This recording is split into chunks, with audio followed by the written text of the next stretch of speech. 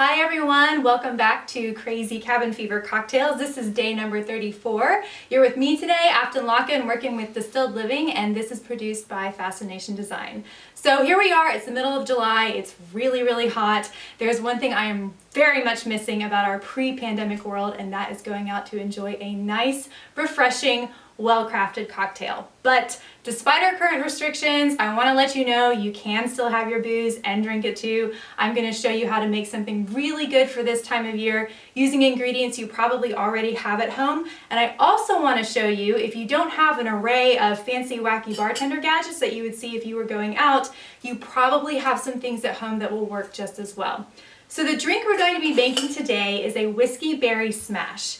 A whiskey smash is a really old cocktail. It's been around for at least 160 years, as we know. It's very simple. It's just a whiskey of your choice, sweetener, usually a simple syrup, lemon juice, and mint. We're going to add a little creative twist by using a berry jam or preserve as our sweetener. This kind of hits 2 points with one thing. So historically, the smash cocktail requires some sort of seasonal fruit, either as a juice or a garnish, just as a little bit of an extra flavor. By using it in our jam, we're adding a sweetener with all the sugar content that's in here, plus we're throwing in, I've got strawberry in my case. If you're using blackberry, raspberry, those are all summer fruits. It's perfect for the final concoction that we're going for today.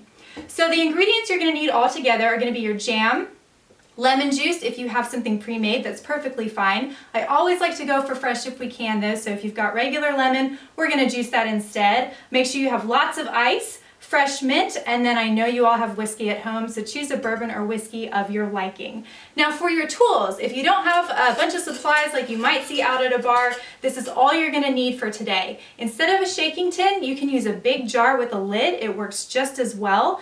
For juicing, if you don't have something like this big guy that you might see at a bar, you might have a little handheld juicer. Perfectly fine. There's a couple different varieties that you can have in your kitchen. If you don't have any of those, a fork and a bowl is going to work perfectly well too. I'll show you how that's done. As far as measuring our ingredients, at a bar you might see one of these. This is a jigger, but I'll tell you what, a 1 ounce on your jigger is the same amount as 2 tablespoons, or if you have a 1/8 measuring cup, it's the same thing. So whatever you're using, just keep it consistent with all your ingredients and you're going to get exactly what you would get if you were going out for a drink like this instead.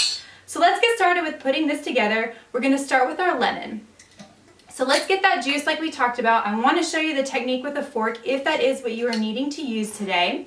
Cut your lemon in half and then take your fork, stick it right there in the middle, and then just twist it while you're squeezing the lemon over a bowl, and it's going to do a great job getting all of that juice out there for you. So whiskey smash is what we call a double contrast cocktail. You'll notice we're using both lemon and mint. Those are contrasting flavors when you're making drinks. So if you've ever had something like a mojito, which has lime and mint, that's another version of a double contrast cocktail. So you'll see how you can plug in a lot of different ingredients in the same formulas, get a totally different drink. So that's what we're working with today. I'm going to go ahead and juice both halves of our lemon to make sure that we have enough. And it's smelling really good and fresh, good for this time of year. All right, when you have as much juice as you need, go ahead and get either your tablespoon or your 1/8 cup. We only need the equivalent to 1 ounce. I'm going to use tablespoons. And put it right in your jar, which is serving as our shaker tin for today. Then a little bit more, didn't quite get enough. Perfect. Okay, let's add that second contrast I mentioned, which is going to be our mint. Now there's a certain way you want to handle mint with making drinks. What we're going for out of this herb is really that nice, fresh, essential oil that comes pretty easily off of the leaf. So if you rub this leaf just a little bit and smell your finger, you get that perfect, bright, fresh mint fragrance. That's what we want to impart in our cocktail. So the way you work with this is just take 3, maybe 4 of your mint leaves,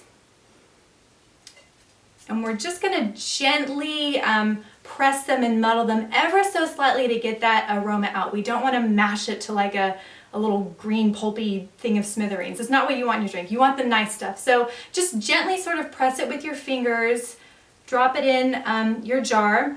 And if we were in a bar, you would be muddling this. So a muddler is going to look something like this, or you might see a bar spoon with a flat piece on the end. It does the same thing. But since we're at home, if you have a regular spoon, this is all you need. It's really how you use it that's going to make a difference. So to muddle this, just gently press the edge of your spoon or the flat side of your spoon with your mint right against the glass, just a little bit. Don't press too hard, don't pound it, don't smush it. Just get those oils right out of the mint and integrating with your lemon juice in there. That's all we need to do. Okay, so we've got those first two elements going. Let's add our sweetener, which we talked about is going to be our berry jam or preserves. You want 2 tablespoons of this as well. So back to your measuring devices.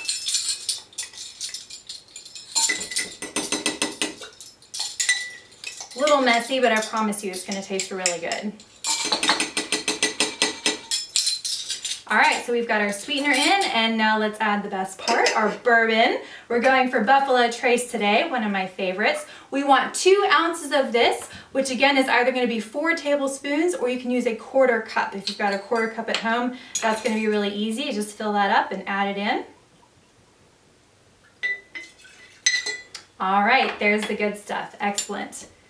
Last bit, we're going to throw in the ice, shake this baby up, and we're going to be ready to drink it. So I wanted to use a jam jar today for our drinking glass. I thought that would be cute doing a jam cocktail. So if you've got one at home and want to add some flair, go for it. Whatever you like to drink out of, that is your choice. Now you'll notice when you're making drinks, bartenders are always going to give you fresh ice out of your drinking glass instead of just using what's going in the shaker. So the reason for that is, people ask about it a lot, and it's a good question, why not just reuse the ice that you just used? Well, once this gets shaken, those ice cubes are going to get crushed up, they kind of shatter into little bits, and those start diluting really quickly. So if you've got little bits of ice in your drink, it's going to water it down way too fast. You might be halfway through your cocktail and it just doesn't taste the way that it should until you get to the end. So you always want to be sure and give yourself fresh ice. And we are shaking this drink. So there is a reason that you shake a drink versus stirring it. It is not what James Bond says. There's a formula for it. So we've got cloudy ingredients in here. That's juice, it's jam, they're thick. We want to shake it to really get them to mixed up. If we were using all clear ingredients, like say it was whiskey, simple syrup, and bitters, you would stir that. So that's going to be your difference, so you kind of know what you're doing when you're working with stuff at home. So go ahead and put on your lid. I would give this 10 to 15 good shakes. Make sure everything gets mixed up. You've got really separate stuff. We want it to blend well. So let's go for those shakes. All right, that's a nice color. Maybe a little bit more. Okay, it's looking pretty perfect. All right, now we want to strain this out into our cup. Again, if you don't have a strainer like at a bar, it's okay. Just use the lid from your jar. You just need to separate a little bit of space so you're keeping that ice from getting into your drink. Again, we don't want to dilute it. If you do have a fine mesh strainer like this at home, this is good in a cocktail like this because since we use jam and mint leaves, there's going to be maybe little seeds, little bits of leaves that you don't necessarily want to drink when you're enjoying this. So if you have one, use it. If not, it's not a problem. We're just going to strain it into our glass.